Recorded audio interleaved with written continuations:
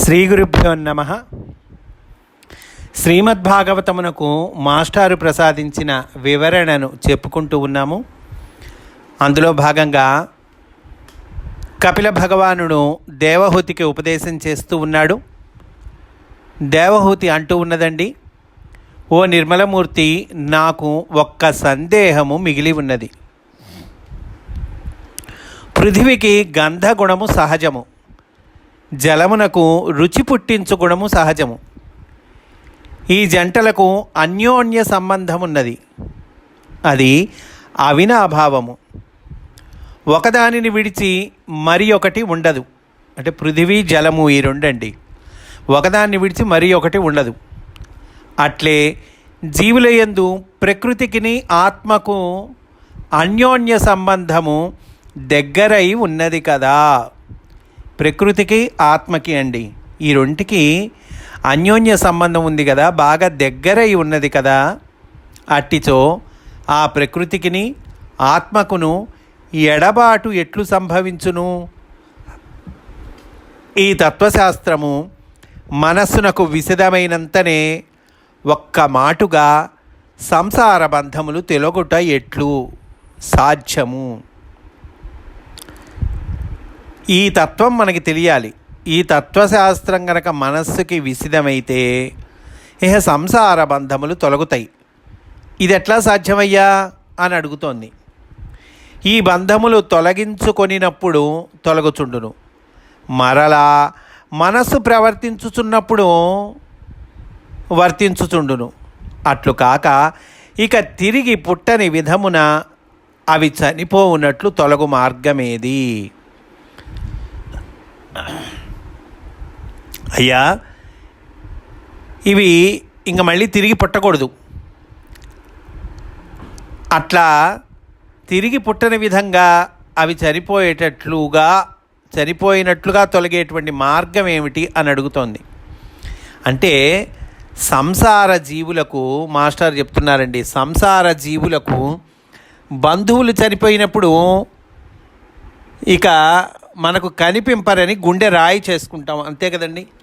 ఇంకా మళ్ళీ వీళ్ళు కనిపించరు అనేటువంటిది మనం సిద్ధపడతాం, గుండె రాయి చేసుకుంటాము అంటున్నారు మాస్టారు.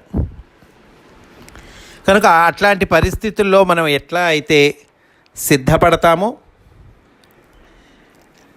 అదేవిధంగా సంసార బంధములు తొలగేటువంటి మార్గాన్ని చెప్పమని దేవహూతి కపిల భగవాను అడుగుతోంది.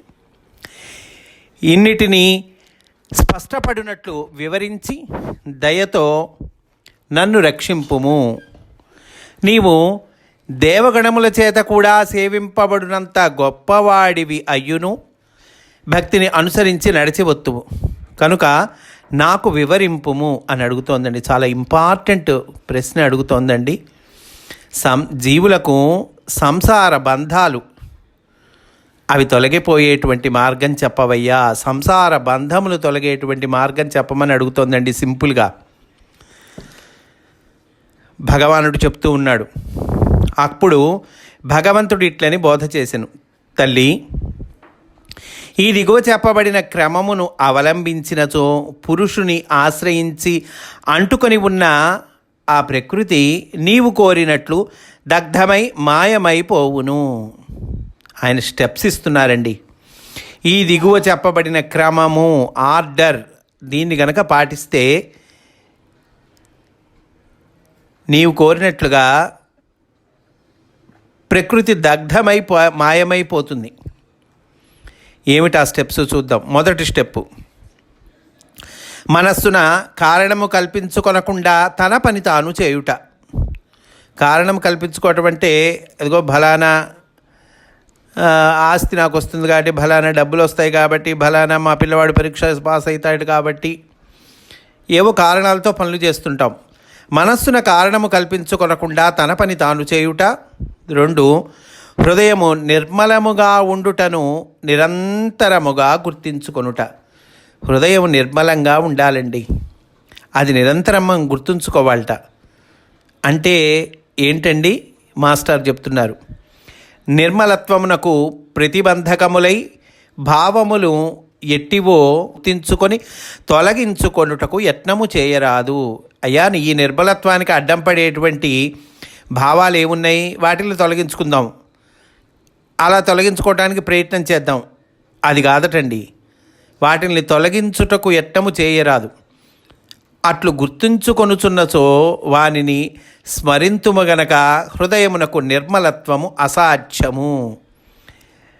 ఈ నిర్మలత్వానికి అడ్డం పడేటువంటి భావాలని గుర్తుపెట్టుకుంటున్నాం అంటే వాటిని మళ్ళీ స్మరిస్తున్నాంగా, ఇంకా నిర్మలత్వం ఎక్కడి నుంచి వస్తుంది? అసాధ్యం అంటున్నారు. నిర్మల హృదయుల చరిత్రములను స్మరించి కీర్తించుకొనుట వలన హృదయము నిర్మలమగును. నిర్మలమైనటువంటి హృదయం కల్లవాళ్ల చరిత్రలు స్మరించాలి, కీర్తించుకోవాలి. అప్పుడు హృదయం నిర్మలమవుతుంది. మాస్టారి చరిత్రను చదువుకోవాలి, పరమగురువుల చరిత్రలను చదువుకోవాలి. వివేకానంద స్వామి, రామకృష్ణ పరమహంస, శారదామాయి లాంటి వాళ్ళ చరిత్రలు చదువుకోవాలి. చదువుకొని వాళ్ళని స్మరించాలి, కీర్తించాలి. అట్లా చేయటం వల్ల హృదయం నిర్మలమవుతుందయ్యా. అంతేగాని ఈ నిర్మలత్వానికి అడ్డుపడేవేంటి, వాటిని తొలగించుకుందాము అని వాటిని గుర్తుపెట్టుకొని ప్రయత్నం చేయటం అంటే అది అసాధ్యము, అప్పుడు తొలగదు అంటున్నారు. ఆ తర్వాత పాయింట్, నిశ్చయముగా ఏర్పడిన భక్తి యోగము అంటే ఏంటండి? మాస్టర్ చెప్తున్నారు, నిశ్చయముగా భగవంతుని నమ్మవలెనని నిశ్చయించుకొనుట కాదు. భగవంతుడిని నమ్మాలి అని గట్టిగా నిశ్చయించుకోవటం అది కాదండి. మరి ఏంటి? ఉన్నదంతయు భగవంతుడని నిత్య జీవిత వ్యవహారమున వెదుకుట ఆరంభించినచో భక్తి యోగము నిశ్చయమగును. ఉన్నదంతా భగవంతుడే.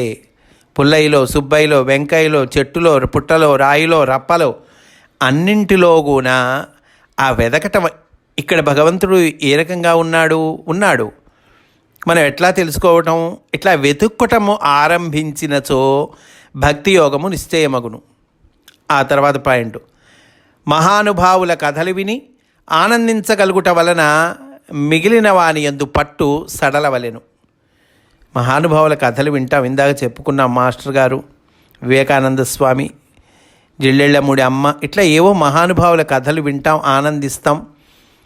అప్పుడట మిగిలిన వాని యందు పట్టు సడలవలెను. ఇంకో సినిమా చూద్దామనో, ఇంకో పొలవనో, ఇళ్ళనో, ఆస్తనో ఏవో ఉంటాయి కదండి, వ్యవహారమనో, వాటి మీద పట్టు సడలుతుంది.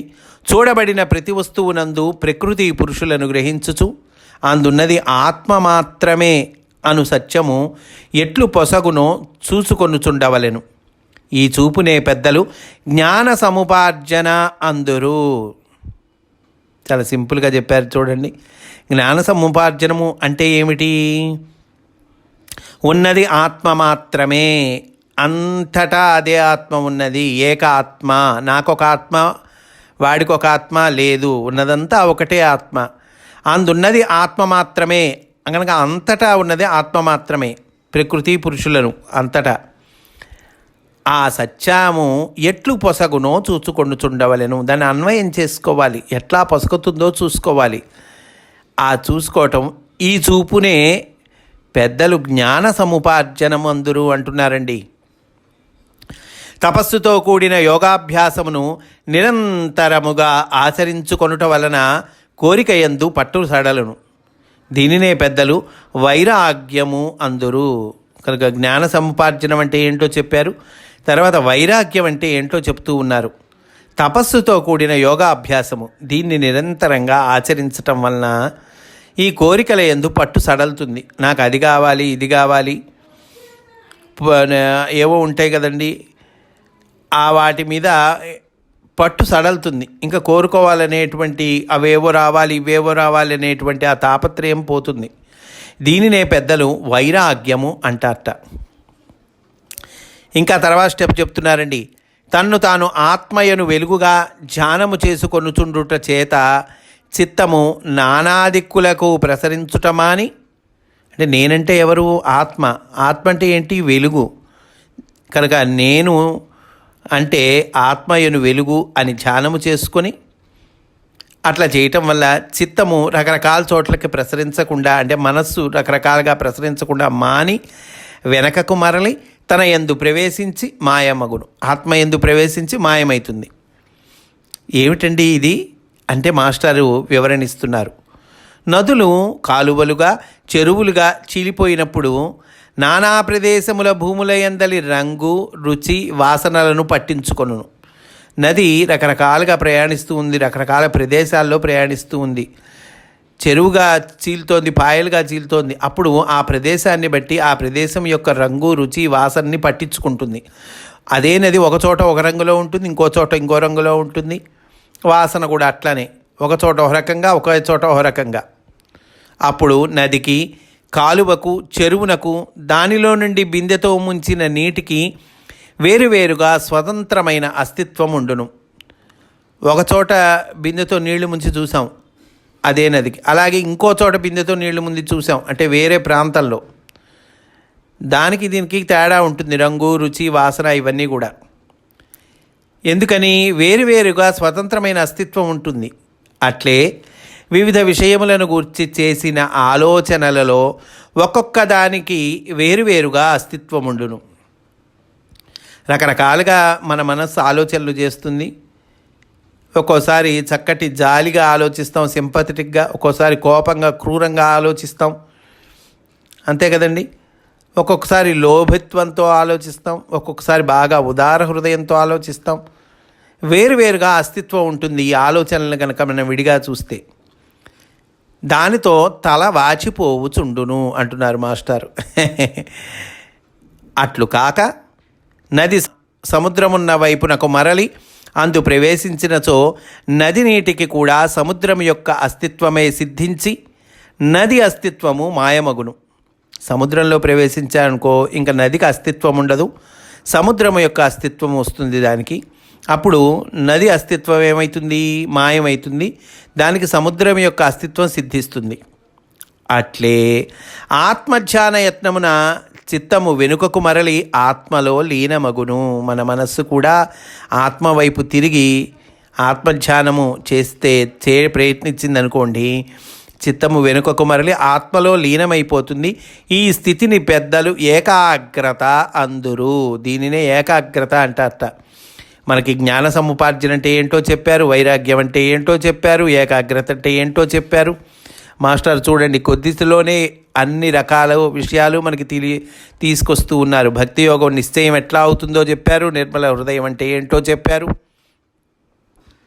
ఇంకా చెప్తున్నారండి మాస్టారు, అరణిని మదించినచో అగ్ని పుట్టును, మదించుచునే ఉన్నచో పుట్టిన అగ్ని అరణిని దహించును. అట్లే నిరంతరము తత్వదర్శనము చేయు యత్నమున జ్ఞానమును పుట్టించుకొనుచున్నచో ప్రకృతి దగ్ధమగును. ఈ అభ్యాసమునకు మొదట ప్రకృతి ఎందగల దోషములు తెలియచుండుట జరుగును. ప్రకృతి ఎందుగల దోషములు ఏంటి తెలుస్తూ ఉంటుంది మొదల. వానిని గమనింపకుండా సాధన చేసినచో ప్రకృతి పురుషునిచే విడవబడును. ఎంత మంచి పుష్పమాలను మనము ధరించి ఎంతకాలము సంతోషించుచున్నను. మాస్టర్ చూడండి, చాలా బెస్ట్ ఎగ్జాంపుల్స్ చెప్తున్నారండి.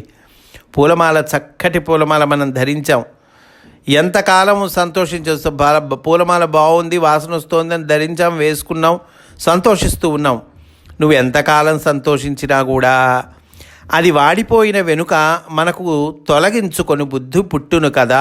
ఓ రోజంతా ఉంచుకున్నావు, పక్క రోజైనా సరే అవి వాడిపోయితే అయ్యో తీద్దామే అని అనిపిస్తుంది కదండి. అట్లే ప్రకృతి సుఖములతో అంతకు ముందు ఎంత సాంగత్యమున్నను దాని దోషములు తెలియుట మొదలైన వెనుక క్రమముగా దానిని విడుచుట సంభవించును. దాని దోషాలు, ఈ ప్రకృతి యొక్క దోషాలు తెలుస్తూ ఉన్న కొద్దికి దాన్ని విడవాలనిపిస్తుందండి. విడుచుట సంభవించును అంటున్నారు.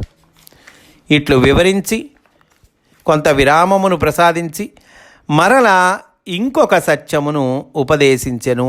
కపిల భగవానుడు ఈ రకంగా దేవహూతికి ఉపదేశం చేస్తూ ఉన్నాడండి. కొంత విరామాన్ని ప్రసాదించాడు, ఆ తర్వాత ఇంకో సత్యాన్ని ఉపదేశం చేస్తూ ఉన్నాడండి. ప్రకృతిని విడువవలెనని చెప్పినంత మాత్రమున ప్రకృతి చెడ్డది అనుకొనరాదు. ప్రకృతిని విడవాలని చెప్పుకున్నారు, మనం ఇప్పటిదాకా చెప్పుకున్నాం. అయితే ప్రకృతిని విడవల్లని చెప్పినంత మాత్రాన అది చెడ్డదే అంటే కాదంటున్నారు. ఎందుకని మాస్టర్ చెప్తున్నారు చూడండి. ఉదాహరణ, క్షయరోగికి ఆరోగ్యము లభింపవలెనన్నచో భార్యకు దూరముగా ఉండవలెనని చెప్పినప్పుడు భార్య దుష్టురాలని అర్థము కాదు. చూడండి, ఇంతకన్నా మనకు అర్థం అవ్వటానికి ఎగ్జాంపుల్ ఇంకెవరైనా ఇస్తారండి? క్షయరోగికి చెప్పారు, నాయన భార్యకు దూరంగా ఉండాలి, నీకు ఆరోగ్యం వస్తుంది అప్పుడు అని చెప్పారు. అంత మాత్రాన అతని భార్య చెడ్డదనే కాదుగా. అలాగే ప్రకృతి కూడా భగవంతుని యందే లీలార్థము పుట్టినది కనుక అది సహజముగా గొప్ప పుట్టుక కలది. ప్రకృతి సహజంగానే గొప్ప పుట్టుక కలదట. ఎందుకని? భగవంతుని యందే లీలార్థము పుట్టినది. దాని యందు ఒక మహిమ కలదు. తన యందు బద్ధుడైన పురుషుడు జీవుడిగా అజ్ఞాని అయి ప్రవర్తించినను వాని కీడు కోరదు. జీవుడు అజ్ఞానంతో ప్రవర్తించినా కూడా వాడి కీడు కోరదుట ఈ ప్రకృతి. అతడు పరమేశ్వరుడనియు అది క్రీడ అనియు దానికి తెలియను. కనుక ప్రకృతి కలిగించు అజ్ఞానాది సంసార బంధములు కొంచెము కూడా అశుభములు కలిగింపవు. అది ఎట్లు సంభవమని అనుకొంటివేమో వినుము. మానవుడు నిద్రలో కలలు కనును, అందు మహా ఆపదలు సంభవించును. ఒక్కొక్కసారి మనకు కళలు వస్తాయి కదండి, చాలా భయంకరమైన ఆపదలు కూడా వస్తాయి అలాంటి ఆ కళల్లో. కానీ మెలకువవచ్చు క్షణముననే ఆపదలన్నీ అసత్యములగును. అటుపైన అవి వానిని ఏమీయూ చేయవు. అట్లే సర్వ శరీరములలో ఉన్న పురుషుడు పరమాత్మానియు తనకు నాథుడనియు ప్రకృతికి తెలియను కదా. అన్ని శరీరాల్లో ఉన్న పురుషుడు అంతర్యామి పరమాత్మ భగవంతుడు, అతడు నాకు నాథుడు అని ప్రకృతికి తెలుసు.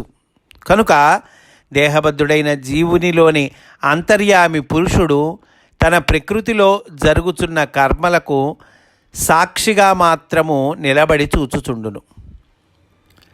సాక్షి అంటే ఏంటి? అంతర్యామి అయినటువంటి పురుషుడు అంటే భగవంతుడు తన ప్రకృతిలో జరుగుతున్న కర్మలకు సాక్షిగా మాత్రమే నిలబడి చూస్తూ ఉంటాటండి. అసలు సాక్షి అంటే అర్థం ఏంటండి? సాక్ష్యము చెప్పువాడు కాడు. సాక్షి అంటే మనము వాడుకలో ఏమనుకుంటున్నాము? సాక్ష్యం చెప్పేటువంటి వాడు సాక్షి, లేదా సాక్షి సంతకం పెట్టేటువంటి వాడు సాక్షి అనుకుంటున్నాము. కాదంటున్నారు మాస్టారు. సా ప్లస్ అక్షి అనగా కంటితో మాత్రము కూడినవాడు. సా ప్లస్ అక్షి అండి. అక్షం అంటే కన్ను. కంటితో మాత్రము కూడినవాడు సాక్షి. సంబంధము లేక చూచువాడు అని అర్థము. సంబంధం లేక చూస్తూ ఉంటాడు. దీనిని బట్టి ఎవడు ఎన్ని దురాచారములు చేసినను భగవంతుని వైపునకు మేల్కొనిన క్షణము నుండి అవి వానివి కావాలని తెలియవలెను. భగవంతుడి వైపునకు మేల్కోవాలి. ఎప్పుడైతే భగవంతుడి వైపునకు మేల్కొంటామో ఆ క్షణం నుండి అవి వానివి కావు అని తెలియవలని అంటున్నారు. ఎవడు ఎన్ని దురాచారములు చేసినను, పాపముల కన్నా మించిన మహాపాపములు చేసినను, నాయందు అనన్య భక్తి కలిగినచో వాడు సాధువు అనియే తెలుసుకొనుము. అతని పర్యవసానము నా రూపముతో చక్కగా ఉండును అని గీతలో కృష్ణుడు చెప్పెను అని మనకి గీతను రిఫర్ చేస్తున్నారండి మాస్టర్. కనుక ఈరోజు ఇక్కడితో పూర్తి చేసుకుందామండి. రేపు కూడా ఇదే అంశంలోని విశేషాలను చెప్పుకుందాము అని సవినయంగా మనవి చేసుకుంటూ స్వస్తి. వాసుదేవ.